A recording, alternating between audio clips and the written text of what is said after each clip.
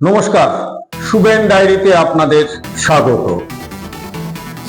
সৈকত নগরী মন্দারমণি হোটেল ব্যবসায়ীরা সাময়িক স্বস্তি পেলেন আদালতে। 26শে সেপ্টেম্বর পর্যন্ত মন্দারমণির কোনো হোটেলের নির্মাণ ভাঙা যাবে না বলে আদালত পরিষ্কার জানিয়ে দিল। আপনাদের জানিয়ে রাখি,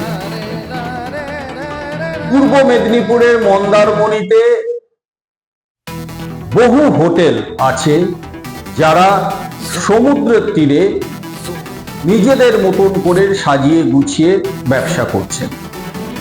সেই ক্ষেত্রে জাতীয় পরিবেশ আদালতের অভিযোগ ছিল যে মন্দারমণিতে কয়েকশো হোটেল যারা বেআইনিভাবে কোনো নিয়মের তোয়াক্কা না করে তারা বেআইনি নির্মাণ করেছেন।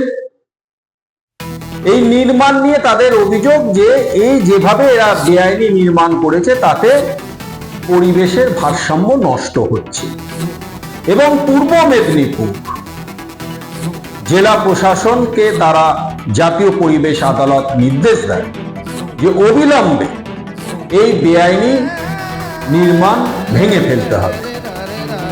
মন্দারমণির হোটেল ব্যবসায়ীরা এর বিরুদ্ধে আদালতে যান।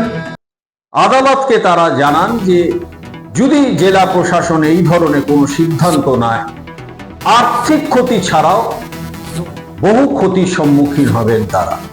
কারণ শুধুমাত্র আর্থিক নয়, এই হোটেলগুলোর সাথে জড়িয়ে আছে বহু কর্মসংস্থান, বহু কর্মী। যদি জেলা প্রশাসন এই ধরনের নির্মাণ ভেঙে দেয় তাহলে সেই ক্ষেত্রে আর্থিক ক্ষতি ছাড়া বহু মানুষ বেকার হয়ে যাবে। শুক্রবার কলকাতা হাইকোর্টে বিচারপতি অমৃতা সিনহার এজলাসে এই বিষয়ে কেন্দ্রের আইনজীবী জানান যে তারা খোঁজ নিয়ে দেখেছেন এই রাজ্যে কোনো কোস্টাল রেগুলেশন জোন নেই। এই কোস্টাল রেগুলেশন জোনটা কি, মানে সমুদ্রের থেকে কত দূরে নির্মাণ করা যেতে পারে, সমুদ্র থেকে কতটা কাছে নির্মাণ করলে সেটা বেআইনি। এই কোস্টাল রেগুলেশন জোন না থাকাতে তারা এই মুহূর্তে কোনো সিদ্ধান্ত নিতে পারছেন না। কেন্দ্রের আইনজীবীর এই বক্তব্য শুনে কিছুটা অবাক হয়ে যান বিচারপতি অমৃতা সিনহা। তিনি প্রশ্ন করেন, এই কোস্টাল রেগুলেশন জোন তো তৈরি করে কেন্দ্র, তো সেই ক্ষেত্রে এই নিয়মটা এই রাজ্যে নেই কেন? তখন কেন্দ্রের আইনজীবী বিচারপতিকে জানান যে এই রাজ্যে এই কোস্টাল রেগুলেশন জোনের কোনো খোঁজ তারা পাননি। একই সঙ্গে তিনি প্রশ্ন করেন বা প্রশ্ন তোলেন যে জাতীয় পরিবেশ আদালতের প্রিন্সিপাল কেন্দ্র হচ্ছে দিল্লিতে, সেই ক্ষেত্রে কলকাতা হাইকোর্টে এই মামলা করা যায় না। কেন্দ্রের আইনজীবীর এই বক্তব্যকে বিচারপতি গুরুত্ব না দিলেও তিনি বেশ কিছুটা বিরক্ত হন।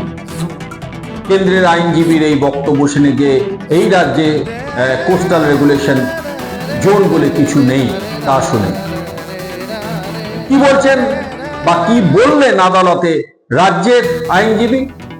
রাজ্য পরিষ্কার জানিয়ে দিল যে সমুদ্র তীরবর্তী অঞ্চলে কি নির্মাণ করা যায় বা এই সম্পর্কিত বিষয় নিয়ে রাজ্য সরকারের কোনো ভূমিকা থাকে না, কারণ এটা সম্পূর্ণ কেন্দ্রীয় বন দপ্তরের উপর নির্ভরশীল। বন দপ্তরের বিষয়ে এইটা তারা অনুমতি দেয়, তারাই নিয়ম তৈরি করে। রাজ্যের আইনজীবীর বক্তব্য শোনেন এবং কেন্দ্রীয় আইনজীবী আদালতের কাছে প্রার্থনা করেন যে তাদের একটু সময় দেওয়া হোক। কেন্দ্রের এই কোস্টাল জোন রেগুলেশনের যারা আধিকারিক আছে তাদের কাছ থেকে বিষয়টা আরো পরিষ্কার হতে চান তিনি। তারপরে আদালতকে একটা সুস্পষ্ট বক্তব্য কেন্দ্রের তরফ থেকে জানানো যাবে।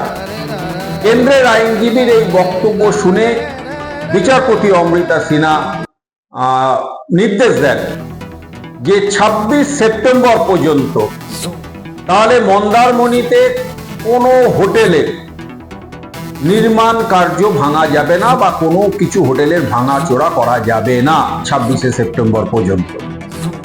কিন্তু একই সঙ্গে বিচারপতির বক্তব্য যে বিষয়টা নিয়ে আমি যা বুঝতে পারছি, রাজ্য সরকার এই হোটেল ব্যবসায়ীদের পাশে থাকার চেষ্টা করছে। কেন্দ্র অনেক কিছু না জেনেই, জানি না বলে নিজেদের মতামত বা নিজেদের সিদ্ধান্তটাকে এড়িয়ে যেতে চাইছে। কিন্তু 26শে সেপ্টেম্বরের পরে আদালত বুঝে নেবে যে মন্দারমণিতে কিভাবে হোটেল ব্যবসা চালানো যায়, তা তারা আদালত দেখবে। কিন্তু তার আগে 26শে সেপ্টেম্বর পর্যন্ত মন্দারমণির বিভিন্ন হোটেলে, প্রায় শতাধিক হোটেলের যে নির্মাণ নিয়ে প্রশ্ন উঠেছে, সেই অভিযোগ বেআইনি নির্মাণ, তা কিন্তু ভাঙা যাবে না। তার মানে দাঁড়ালো আদালতের এই দিনে নির্দেশের ফলে মন্দারমণির হোটেল ব্যবসায়ীরা সাময়িক হলেও স্বস্তিতে থাকছেন। তবে আগামী দিনে কি হবে সেটা আগামী দিনেই জানা যাবে। নমস্কার, শুভেন ডায়েরি দেখতে থাকুন। ভালো লাগলে সাবস্ক্রাইব করুন, শেয়ার করুন।